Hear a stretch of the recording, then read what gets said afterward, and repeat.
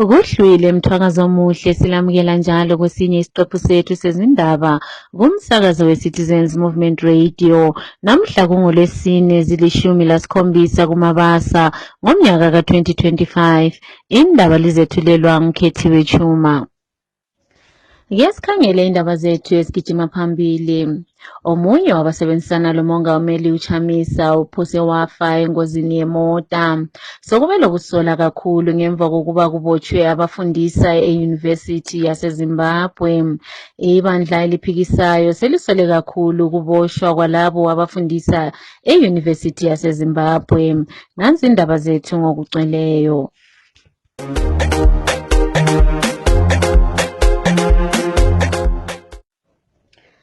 Omunye wabasondelelane lomongameli uChamisa u-Eric Gono izolo uye wasinda ngesikhala senarithi engozini yemota koBulawayo. Lo wayemela iLobhengula Magwegwe eDalele ePhalamende uthi imota yakhe itshayiswe imota yezesa ngemva ehluleke ukuba ibambe amabreki lapho ibingene emagodini emgwaqweni.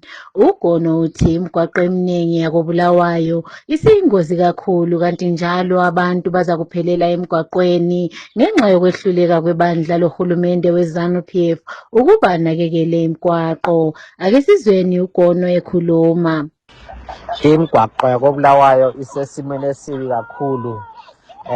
Izolo ngichiche ngalimala emva kokubana imota yezesa ibuye yazongithuza ngemva izama ukuvika amagodi. Ungananzelela imigwaqo yakhona iminingi yakhona igcwele amagodi.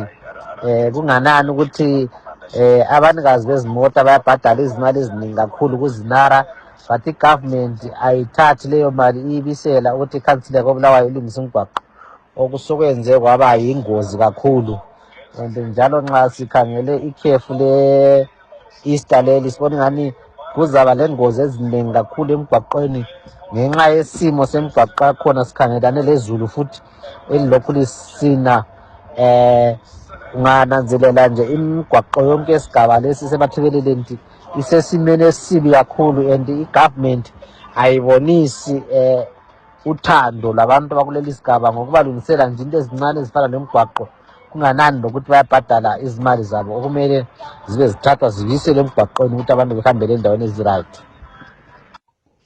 Sokube lokusola okukhulu okuvela emphakathini ngemva kokuboshwa kwabathathu abangosaziwayo kwezokuthengiselana njalo bengamatitshala e-University yaseZimbabwe ngemva kokuboshwa ngamapholisa bephatheke embhikishweni. Abathathu laba abathi uBoncase Makorera, Desmond Ndetsu kanye lo-Obvious Bengayi bangabanye babatitshala abafundisa kule university ababeke phansi umsebenzi ngenxa yeholo eliphansi. Usaziwayo omunye wezokuthengiselana u-Obed Masaraure usesole kakhulu ukuboshwa kwalaba abathathu athe khona kuyikwephula ilungelo labo. Ake sizweni uMasaraure ekhuluma. The arrest of the three comrades from the University of Zimbabwe is another reminder that Zimbabwe is not yet independent. Why on earth would Emerson Mnangagwa and this government choose to arrest lecturers who are simply demanding that their salaries be reviewed? They are simply demanding the restoration of their pre-October 2018 salaries. It is Emerson who slashed the salaries from over $2,000 for lecturers to just $243. And these are the lecturers who are teaching our doctors, our engineers, everyone. But they are earning $243 per month. They have every reason to be angry. They went through all the legal processes. They notified the police, even though they should not be notifying the police because trade unions are exempt from MOPA. But they did the courtesy of even notifying the police. They went a step further and even notified the invest authorities. They've done anything which is written in the books and even outside the books to ensure that they conduct themselves in a manner that is above the legal provisions of this republic. And now Emerson rewards them by arresting them. We condemn that arrest and we demand their agent release, and we are calling upon all the workers across the country to say this is the time to unite and fight for a fair wage. The employers, the bosses are not going to just give us fair wages without giving a fight.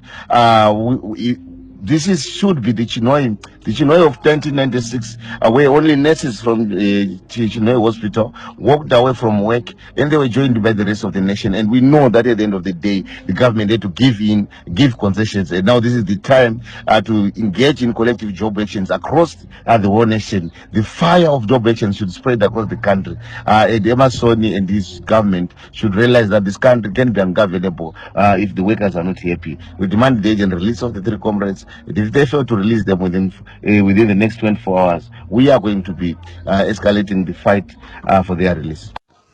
Kusenjalo sibalukhulu webandla eliphikisayo uSenator uJemerson Thimba usesole kakhulu ukuboshwa kwamatitshala afundisa e-university labo abafuna ukuba indingeko zabo zikhangelisiswe. USenator uThimba uthi abafundisa e-university le bakufanele ukuba bathole iholo elingcono, hatshi ukujeziswa ngoba belethe izikhalazo zabo kumqhashi wabo. Uye wathi uhulumende kumele abophe labo abashushumbisa ngenkohlakalo abenza ilizwe lisale lingelalutho kulokubopha izakhamizi ezilwela amalungelo abo. Ake sizweni umhlonitshwa uThimba ekhuluma. Zimbabwe authorities yesterday caused the arrest of lecturers who were protesting against low salaries. This is a new law for this regime. You cannot arrest lecturers, university lecturers, because they are demanding the restoration of their dignity through decent salaries. This is totally unacceptable. What the regime should be arresting is the corruption by the ruling elite and its cartels, which has bled this country to its knees. That's what should be arrested, not arresting educators. Omunye wabafundisi koBulawayo umprofiti uIan Ndlovu webandla leDivine Kingdom Baptist Ministries kanye lonkosikazi wakhe sebengaphansi kokusolwa kakhulu ngemva kokuba bethole izimota zikanokusho ezivela kulo ongusomabhizinisi owaziwa ngenkohlakalo uWicknell Chivayo. uNdlovu lonkosikazi wakhe basolwa kakhulu izakhamizi ngokuthatha lezi zipho eziyimphumela yenkohlakalo kanti ilizwe liphakathi kobunzima kwezempilakahle lapho kungela lutho khona ezibhedlela. Lesi senzo sikaChivayo sokunika abafundisi izimota kuzindlela zokubathulisa emabandleni ukuba bangakhulumi ngenkohlakalo kanye lohlelo luka-2030. Siye sakhulumisana labanye kumsakazo we-Citizens Movement Radio abasinikeze imbono yabo mayelana ngalolu daba.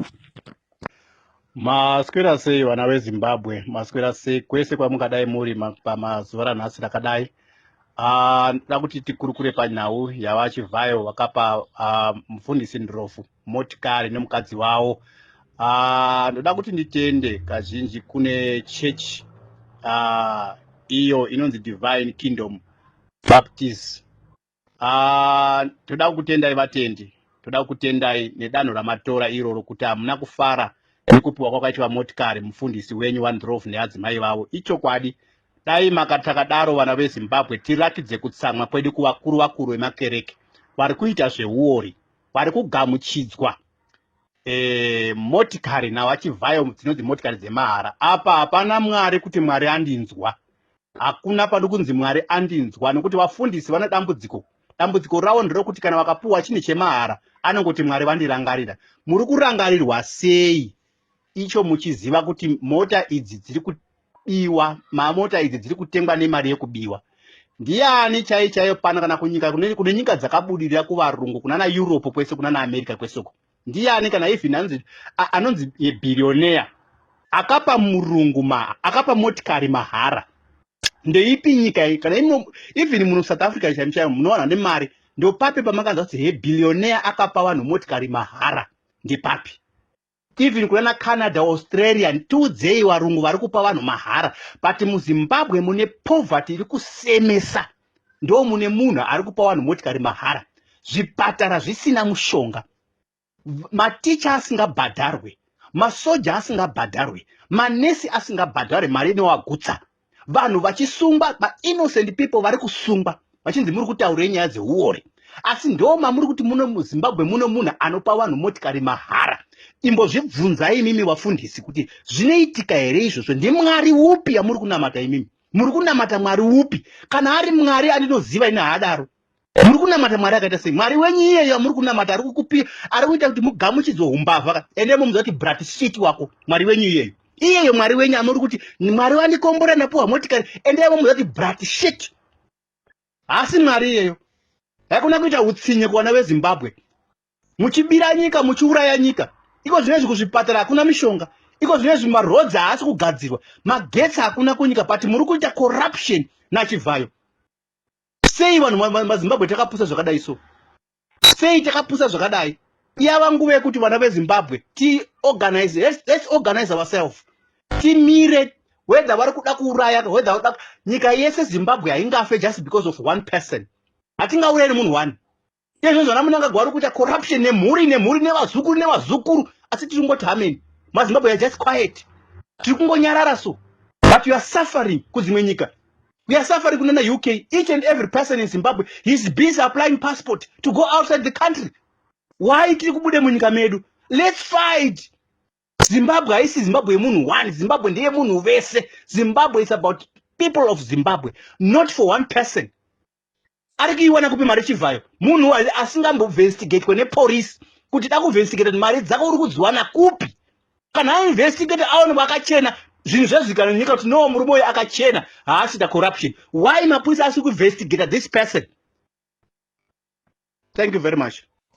Njengoba ikhefu lephasika liqala kusasa, izakhamizi eziningi sezingaphansi kwencindezi ngokwehluleka ukuya emizini yabo emaphandleni ngenxa yesimo somnotho esingamanga kuhle. Ezinye zezakhamizi ezikhulumisane lomsakazo we-Citizens Movement Radio bathi kuza kuba nzima lokuthi baye emabandleni abo lapho abakhonzela khona ngoba kunzima lokuthi bafake ukudla ematafuleni emizini yabo.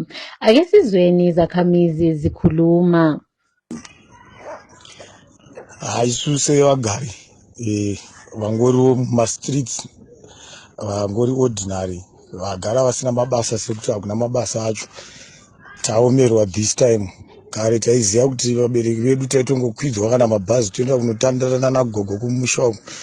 Izvo hatisatovazive machembero edu kumusha uku. Ndaa unenge usina mari yekutoti udye mumba, mvura chaiyo unenge uchitenga, wabva kutsvaga mari yehufu wotenga mvura, ungazowana mari yekuenda kuEaster. Mangwana eGood Friday tingadai takatotanga kutravela nhasi kana nezuro takatenga magurosari, asi varume vatikanya zvisingaiti. Vagara vari kutikanya asi zvazonyanyisa this time. Hapasina kana chatokwanisa kuita, taango zvimazombi chatongokwanisa kungotsvagai mari yemusombodhiya tongoparara zvedu nenhamo dzedu tirimo mumastreets imomo. Dai pawanikwa zvimwewo zvinhu kokwanisa kuti vanhu havamboti vatiregererewo kana takavatadzira stereki. Ndaa tazonyanya kuomerwa this time. Umuyi umfundisi uCassius Chirodzwa ubekiwe namhlanje emathuneni aseSilver Bow eRusape. Umfundisi lo besaziwa kakhulu uphelekezelwe ngamawakawaka ezakhamizi labo ayebasiza ohambweni labo lokukholwa, njalo ebancedisa ngokuzwisisa ilizwi ngaphansi bobukhokheli bukamongameli uChamisa. Ake sizweni okuningi ngomfundisi uChirodzwa lemsebenzi yakhe abeyenza kulowo omela iMakoni Central edale lePhalamende, umhlonitshwa uPatrick Sakandira. Tinotenda tarasikirwa zvikuru mhuri yeZimbabwe chituo nematambudziko kuna Advocate Nelson Chamisa vanova vakauya kuMakoni Central vakavagadza kuti vave pastor muno muMakoni Central. Tikafamba navo vari mutungamiri wechaplains. Unozviziva kuti mutungamiri wedu mutungamiri anoziva Mwari, anofamba nevatungamiri vechechi. So ndo vaitungamira muno, ndo vai-coordinator mabasa ese ane chekuita nestrategy ine mutungamiri wedu Advocate Chamisa vari ku the spiritual side. Saka nhasi uno it's a great loss to the nation, it's a great loss even to Makoni Central, nokuti munhu atanga takamira naye zvikuru uye munhu aititorera mashoko kubva kuvakuru achitiudza kuti direction yedu yakamira sei. Ndofunga mese munoziva kuti Advocate Chamisa wakati God is in it. Ndo donzo kana kuti ndo muono wanga uripo wawanga wachifamba nawo kuti God is in it. Saka vaifambawo kuno vachitaurira kuti zvinomborevei kuti God is in it. Tanga takuona mabasa anga akuitwa nedirection inoreva kuti God is in it. Saka nhasi uno it marks a very difficult time for us kuti tarasikirwa nemunhu anga akatora muono nevision yaAdvocate Nelson Chamisa Mazvida. Olwela inkululeko kanye lamalungelo abantu kanti njalo wayesiboshwa kwezepolitiki uMakomborero Haruzivishe usethe uhulumende kumele abhadale izinkulungwane zabantu abamnyama ababesebenza emaplazini kanti njalo balahlekelwa ngumsebenzi ngesikhathi kusabiwa kutsha umhlabathi. uHaruzivishe uthi isinqumo sikahulumende sokubhadala abamhlophe kuphela abalimi siyabandlulula njalo siyakhetha. Uhulumende ukhangelelwe ukuba abhadale imali engange-311 million edoleni leMelika kulabo ababengabalimi abamhlophe elizweni. Namhlanje ufikisa insuku ezingama-52 evalelwe unozindaba uBlessed Mhlanga lo osencitshwe isibambiso inkantolo kaMantshi kanye lenkantolo ephezulu. uMhlanga waboshwa ngemva kokuba ebelengxoxo lalo othungamela abalwela inkululeko uBlessed Geza owayesola kakhulu Emmerson Mnangagwa ngenkohlakalo. uMhlanga wetheswa amacala ukuhambisa umlayezo elenhloso yokuphehla udlame emphakathini. Inkundla yeGokhwele okumele kugujwe khona usuku lokuthola uzibuse isiphakathi kwemilomo yabantu ngemva kokuba kubhode impikisha eyangisayo eveza isimo sale inkundla. Owayemela iMount Pleasant edale lephalamende uFatai Mahere uthi inkundla enembutsi yayilihlazo kakhulu elizweni lapho kuza kugujwa khona ilizwe lithola inkululeko eminyakeni engama-45. uMahere uthi imali okumele ilungisele inkundla kungenzeka ukuba isidliwe iziphathamandla zebandla leZANU-PF. Ake sikhangele kwezemidlalo. Emidlalweni ye-UEFA Champions League, i-Arsenal isiphumelele ukuya kuma-semi-finals ngemva kokuba inqobe iMadrid 2-1. Kwathi iMilan yona iye yaphumelela layo ngemva kokuba ibe ngujikilobhanqa leBayern Munich izolo kusihlwa. Emidlalweni ye-English Premier League edlalwe izolo kusihlwa, iNewcastle iye yanqoba iCrystal Palace 5-0 emidlalweni odlalelwe eSt James Park. iNewcastle ithola amagoli abo avela kuJacob Murphy, Harvey Barnes, Fabian Sesha kanye lo-Alexander Isak. Kwathi uMark Guehin wazihlohla. Imphumela le yenza iNewcastle idlulele phambili yethatha iphuzu lesithathu sebesalelwe imidlalo eyisithupha kuphela.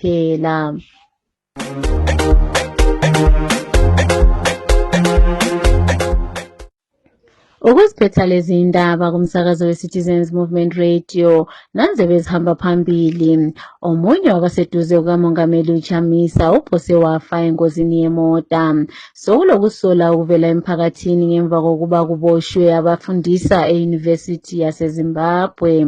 Ibandla eliphikisayo lisola kakhulu ukuboshwa kwalabo abafundisa eUniversity yaseZimbabwe. Siziphetha lapha lezi indaba.